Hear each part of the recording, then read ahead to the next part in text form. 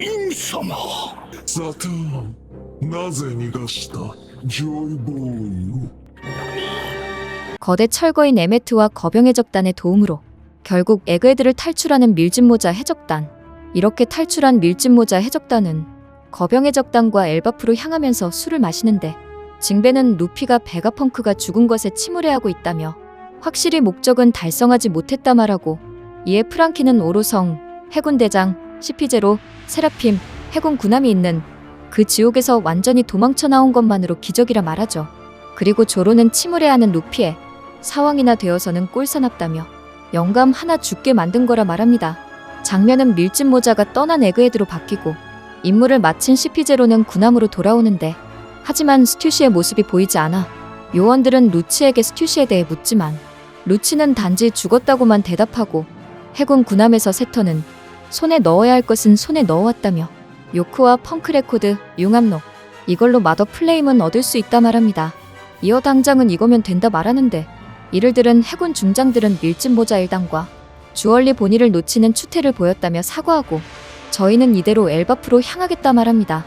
이에 세터는 엘바프로 가는 건 아서라며 추태라고 한다면 베가펑크의 방송이야말로 너무 크나큰 추태로 상상도 못했다며 방송을 막아내지 못한 것도 모자라 해적들의 탈출을 도운 게 바로 그 거대 철거인이라니 짓궂은 일이라며 과거를 회상하죠. 약 200년 전 세터는 마리조아를 습격한 철거인을 본 후 만에 하나 들키면 내가 책임진다며 연구하라 했고, 저건 미래라며 언젠가 군에게 도움이 될 거라 말한 과거를 떠올리며 한 번도 움직이지 않은 채 200년이 지났는데 명백히 밀짚모자 루피를 지키기 위해 움직였다며 의아해합니다. 이러한 상황에 도베르만 중장은 세턴에게 정부를 모시는 병사로서 궁금한 게 있다며 베가펑크의 말은 진실을 담고 있냐 질문하는데, 이에 세턴은 도베르만 중장에게 능력을 사용하고, 이를 본 중장들은 충격을 받습니다. 한편 폐왕색으로 인해 잠들어 있던 요크는 에그헤드의 섬구름이 늘어나고 있는 걸 발견하고, 이에 죽었다고 생각했던 에디슨을 떠올리는데, 하지만 에디슨은 죽지 않고 섬구름을 생성해 펑크 레코드를 에그헤드에서 분리시켜 날려버렸고, 이에 요크는 펑크 레코드를 빼앗겼다며 분노합니다. 장면은 성지 마리조아로 바뀌고 혁명군들의 식량 비축고 파괴와 식량 보급선 습격에 천룡인들은 식량난에 시달리는데, 그 와중 마리조아 권력의 방에는 갈링이 들어옵니다. 이렇게 등장한 갈링은 방금명을 받아서 왔다 말하는데, 이러한 갈링의 말투에 오로성들은 불편해하지만 갈링은 베가펑크 요크를 앞으로 내 직속 부하로 들이고 내가 세턴을 대신하여 과학방위 무신을 맡는다고 알리죠. 이어 세계는 앞으로 혼란스러워질 거라며 유례가 없을 정도의 난세가 될 거기에 함께 세계를 개선하도록 해보자 전에 오로성들은 당황합니다. 이러한 상황에 에그헤드 해군 군함에서는 세턴 성이 갑자기 쓰러지는데, 이에 해군 중장들은 놀라 의료반을 부르며 세계 최고 권력자에게 무슨 일이 생겼다간 큰일 난다며 세턴에게 뭐가 필요한지 묻습니다.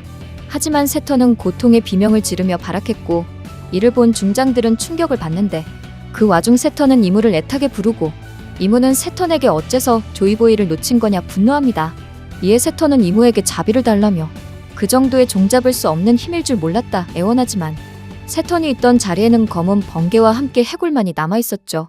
한편 날아가는 펑크 레코드에서 에디슨은 세틀라이트의 신체 부품들을 챙기는데, 이러한 상황에서 세틀라이트들은 서로 펑크 레코드를 통해 대화하고, 결국 에디슨은 모두의 부품을 하나씩 끼운 후 다른 세틀라이트들과 함께 부활합니다. 이러한 모습에 아틀라스는 요크의 파츠는 버리라 분노하고, 에디슨 또한 보기 안 좋다며 파츠를 바꾼 후 나는 베가펑크라며 웨더리아에 통신합니다. 장면은 혁명군 기지로 바뀌고 베가펑크의 충격적인 말에 혁명군들 또한 충격을 받는데, 코알라는 공백의 100년에는 거대한 전쟁이 일어났다며 그때 쓰인 고대 병기로 인해 이 세계는 200m 바다로 가라앉았고, 앞으로 원피스를 손에 넣어 해적왕이 되는 자가 다시 그 힘을 손에 넣게 될 거라 정리하여 알립니다. 이에 사보는 천룡인들이 레드라인이라는 세계에서 가장 높은 곳에 살고 있는 것도 관련이 있을 거라 하고, 이완코브 또한 데킬라 울프, 워커 울프, 럼 울프, 버번 울프, 노예들을 써서 700년도 전부터 거대 건조물을 세우는 것도 전부 의미가 있었다고 말하죠. 그리고 이를 듣고 있던 드래곤은 베가펑크가 목숨을 걸고 한 말을 믿은 자들이 전부 평화적으로 준비할 거라고 단정할 수 없다며 결판을 서두르지 않으면 민중이 안전한 곳을 서로 빼앗는 세계가 올 거라 말합니다. 장면은 에그헤드를 탈출한 밀짚모자 해적단으로 바뀌고 아틀라스의 공격으로 기절했던 릴리스가 깨어나는데, 이에 상디는 릴리스에게 너를 제외한 베가펑크는 어느 누구도 데리고 나오지 못했다며 사과합니다. 상디의 말에 릴리스는 지금 전부 들어서 괜찮다며 조금 울게 해달라 말한 후 오열하지만 바로 릴리스는 배고프다며 기운을 차리죠. 이에 브룩은 과일이 있는 곳으로 데려가는데 그곳엔 사과 아저씨를 구하겠다 약속했지만 못 구했다며 침울해하면서 과일을 먹는 루피가 있었고 릴리스를 본 초파는 루피도 심각하다며 너무 상심한 나머지 포도 5송이밖에 못 먹었다 말해 릴리스는 실컷 먹은 거라며 소리칩니다. 그리고 릴리스는 루피에게 그것 때문에 상심할 거면 나도 지금 들었다만 괜찮다며 조금 전에 내가 온 건 모두의 죽음이 슬펐기 때문이지만 허나 그건 자네들의 개념으로 하는 이야기로 쉽게 말해서 다들 살아있다 알리죠.